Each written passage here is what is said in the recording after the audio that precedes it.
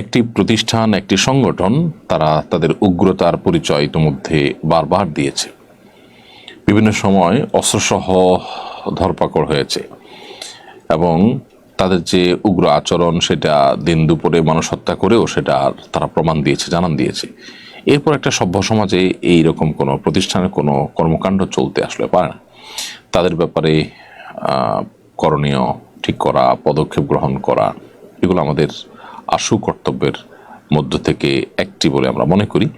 So সরকারের উচিত তাদেরকে নিষিদ্ধ করা এবং নিষিদ্ধ করার আওতায় নিয়ে আসা। তাদেরকে যদি নিষিদ্ধ করা না হয় তাহলে সকল সন্ত্রাসী সংগঠনই কাজ করবার অধিকার রাখে। ব্যাপারটা এরকম।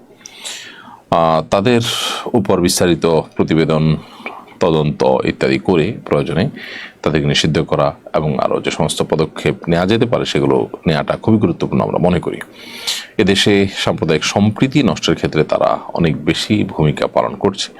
সাধারণ হিন্দু ভাইরা তারা মুসলমানদের সাথে এখানে মিলেমিশে একাকার হয়ে আছে, একসাথে বসবাস করছে।